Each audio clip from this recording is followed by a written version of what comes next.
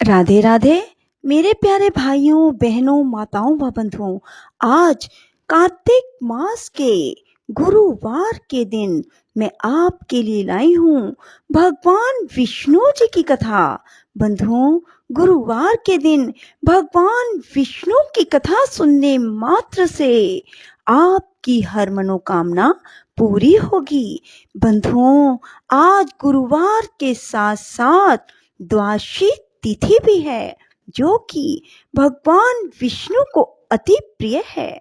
बंधुओं, यदि आप आज के दिन भगवान विष्णु की इस कथा को सुनते हैं तो आपके यहाँ कभी भी जिंदगी में अन्न धन की कमी नहीं होगी। बंधुओं, यदि आपने हमारे चैनल को अब तक सब्सक्राइब नहीं किया तो जरूर करें और बेल आइकन दबाना ना भूलें, ताकि आपको हमारी आने वाली सभी वीडियोस की जानकारी सबसे पहले हो सके। बंधुओं, वीडियो को पूरी सुने। सुनने के बाद कमेंट बॉक्स में जय विष्णु भगवान जरूर लिखें। बोलो विष्णु भगवान की जय हो। भीष्म जी ने पूछा, द्विजश्रेष्ठ, मैं आपसे भगवान श्री विष्णु का चरित्र सुनना चाहता हूँ। सर्व समर्थ एवं सर्वव्यापक श्री विष्णु ने यज्ञ पर्वत पर जा वहां अपने चरण रखकर किस दानव का दमन किया था? महामुने, ये सारी बातें मुझे बताइए। पुलस्त्य जी बोले, वत्स, तुमने बड़ी उत्तम बात पूछी है। एकाग्रचित होकर सुनो। प्राचीन सतयुग की बात है। बलिष्ठ दानवों ने समुचे स्वर्ग पर अधिकार जमा लिया। इंद्र सहित संपूर्ण देवताओं को जीतकर उनसे त्रिभुवन का राज्य छीन लिया। उनमें बाष्कली नाम का दानव सबसे बलवान था।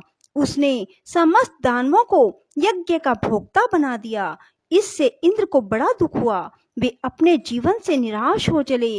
उन्होंने सोचा, ब्रह्मा जी के वरदान से दानवराज बाष्कली मेरे तथा संपूर्ण देवताओं के लिए युद्ध में अवध्य हो गया है। अतः मैं ब्रह्मलोक में चलकर भगवान ब्रह्मा जी की ही शरण लूंगा। उनके सिवा और कोई मुझे सहारा देने वाला नहीं है। ऐसा विचार कर देवराज इंद्र संपूर्ण देवताओं को साथ ले तुरंत उस स्थान पर गए जहां भगवान ब्रह्मा जी विराजमान थे। इंद्र बोले, देव, क्या आप हमारी दशा नहीं जानते? अब हमारा जीवन कैसे रहेगा? प्रभो, आपके वरदान से दैत्यों ने हमारा सर्वस्व छीन लिया।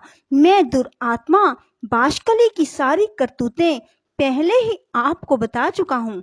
पितामह, आप ही हमारे पिता हैं। हमारी रक्षा के लिए शीघ्र ही कोई उपाय कीजिए। संसार से वेद पाठ और यज्ञ याग आदि उठ गए। उत्सव और मंगल की बातें जाती रही। सबने अध्ययन करना छोड़ दिया। दंड नीति भी उठा दी गई है। इन सब कारणों से संसार के प्राणी किसी तरह सांस मात्र ले रहे हैं। जगत पीड़ाग्रस्त तो था ही, अब और भी कष्टतर दशा को पहुंच गया। इतने समय में हम लोगों को बड़ी ग्लानि उठानी पड़ी है। ब्रह्मा जी ने कहा, देवराज, मैं जानता हूँ बाष्कली बड़ा नीच है और वरदान पाकर घमंड से भर गया है। यद्यपि तुम लोगों के लिए वह अजय है, तथापि मैं समझता हूँ भगवान श्री विष्णु उसे अवश्य ठीक कर देंगे। पुलस्त्य जी कहते हैं, उस समय ब्रह्मा जी समाधि में स्थित हो गए। उनके चिंतन करने पर ध्यान मात्र से चतुर्भुज भगवान श्री विष्णु थोड़े ही समय में सबके देखते देखते वहां आ पहुंचे। भगवान श्री विष्णु बोले, ब्रह्मन, इस ध्यान को छोड़ो। जिसके लिए तुम ध्यान करते हो वही मैं साक्षात तुम्हारे पास आ गया हूँ।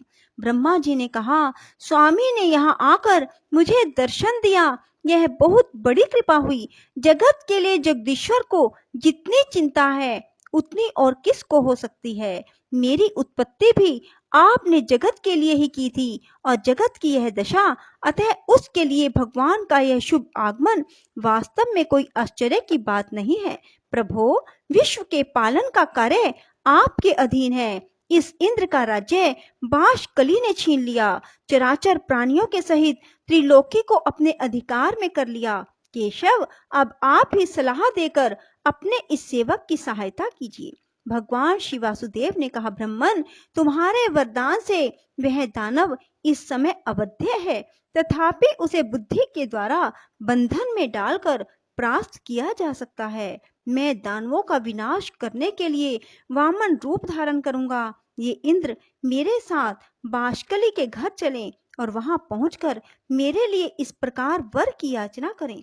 राजन, इस बोने ब्राह्मण के लिए 3 पग भूमि का दान दीजिए। महाभाग, इनके लिए मैं आपसे याचना करता हूँ।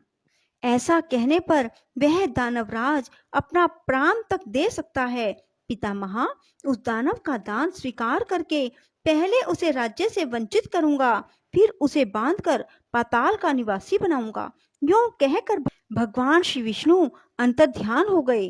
तदंतर कार्य साधन के अनुकूल समय आने पर संपूर्ण प्राणियों पर दया करने वाले देवादिदेव भगवान ने देवताओं का हित करने के लिए अदिति का पुत्र होने का विचार किया।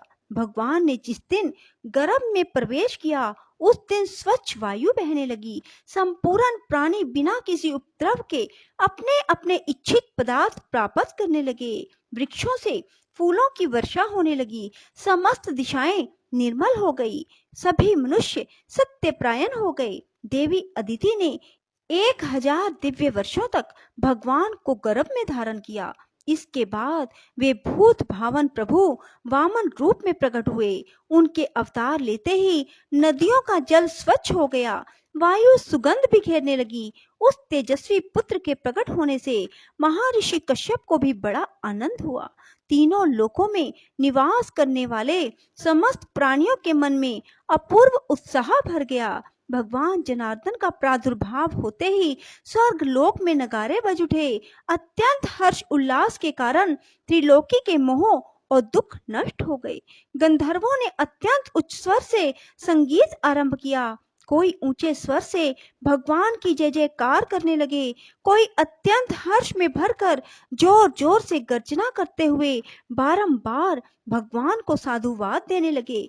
कुछ लोग जन्म, भय, बुढ़ापा और मृत्यु से छुटकारा पाने के लिए उनका ध्यान करने लगे। इस प्रकार यह संपूर्ण जगत सब ओर से अत्यंत प्रसन्न हो उठा। देवता लोग मन ही मन विचार करने लगे, ये साक्षात परमात्मा श्री विष्णु हैं।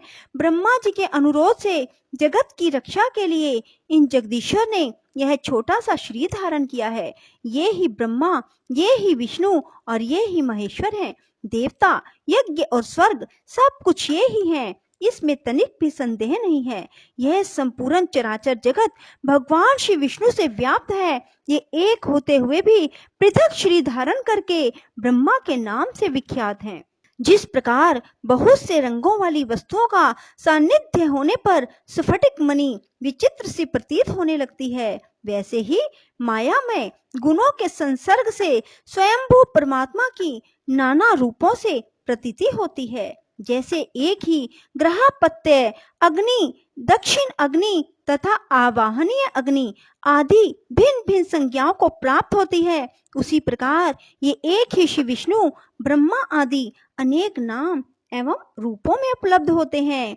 ये भगवान सब तरह से देवताओं का कार्य सिद्ध करेंगे। शुद्ध चित्त वाले देवगण जब इस प्रकार सोच रहे थे, उसी समय भगवान वामन इंद्र के साथ बाष्कली के घर आए। उन्होंने दूर से ही बाष्कली की नगरी को देखा, जो परकोटे से घिरी थी। सब प्रकार के रत्नों से सजे हुए ऊंचे ऊंचे सफेद महल, जो आकाशचारी प्राणियों के लिए भी अगम्य थे, उस पुरी की शोभा बढ़ा रहे थे।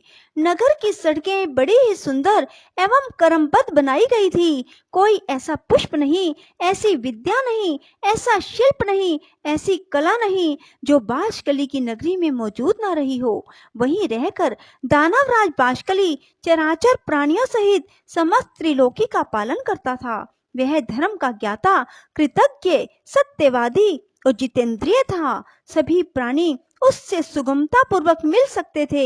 न्याय अन्याय का निर्णय करने में उसकी बुद्धि बड़ी ही कुशल थी। वह ब्राह्मणों का भक्त, शरणागतों का रक्षक, दीन और अनाथों पर दया करने वाला था। मंत्र शक्ति, प्रभु शक्ति और उत्साह शक्ति, इन तीनों शक्तियों से वह संपन्न था।